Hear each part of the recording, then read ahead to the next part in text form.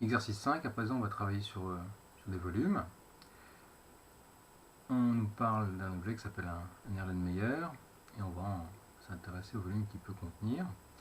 On nous donne le volume d'un cône, la formule est rappelée, pi r carré h divisé par 3, et on nous demande de calculer le volume du grand cône qui nous est fourni ici.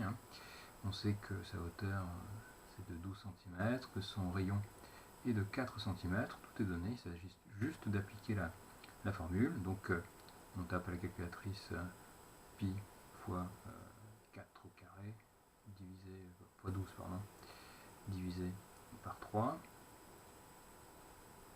Et voilà, ma calculatrice me rend 64 pi. Certains se sont arrêtés là. 64 pi c'est une valeur exacte. Mais moi je voulais une valeur approchée au centimètre cube près. Pour avoir cette valeur approchée, vous allez utiliser sur votre calculatrice les fonctions qui permettent de basculer entre les affichages exacts, en valeur exacte, et les affichages approchés. Alors sur celle-ci, c'est SD. Sur une Texas Instruments, c'est une touche que vous retrouverez en bas à droite, là, avec deux symboles de flèche qui permettent d'alterner les deux affichages. Et j'ai 201,06 cm3 environ, qui va s'arrondir à 201 cm3. Même chose pour le deuxième calcul. Cette fois-ci, on n'a pas encore à le faire, excusez-moi. On va d'abord s'intéresser au coefficient de réduction. Donc, le coefficient de réduction qui existe entre le petit cône qui est là-haut et le grand cône, c'est le rapport dimension du petit divisé par dimension du grand, c'est-à-dire 3 sur 12. Et c'est là que, il ne faut pas dire 12 sur 3, c'est pas 4.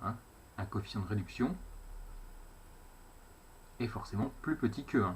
Si vous dites 4 comme coefficient de réduction, c'est que vous n'êtes pas clair quant à votre compréhension de cet élément-là.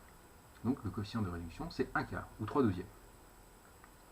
Ensuite, on vous demande de calculer le volume du petit cône, soit, comme je l'ai fait là, ou réappliquer la même formule, avec cette fois-ci 1 cm comme rayon, parce que ici, on va avoir 1 cm dans la réduction de coefficient 1 quart, et 3 cm comme hauteur qui nous est donnée. Et on va trouver cette fois-ci, alors en valeur exacte, vous aurez pi, ce qui va s'arrondir à 3 cm3.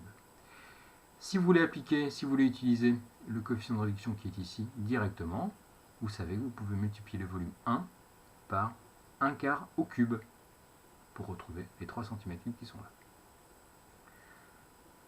Question suivante, on nous demande de s'intéresser cette fois-ci au volume contenu dans notre Erlenmeyer, c'est-à-dire qu'on va ôter le volume C2, le petit volume, au grand volume, c'est-à-dire qu'on va effectuer 201 moins 3. On trouve 198 cm3. On nous demande après si ce volume est supérieur à 0,2 litres. Question de conversion. Il faut se rappeler comment on convertit des centimètres cubes en litres. Vous savez qu'un décimètre cube, c'est 1 litre. Vous savez qu'il faut 1000 cm3 pour obtenir 1 décimètre cube. Autrement dit, les 198 cm3 ici sont une valeur qui est égale à 0,198 litres, ce qui est inférieur aux 0,2 litres proposés. Voilà, la fin de cet exercice-là.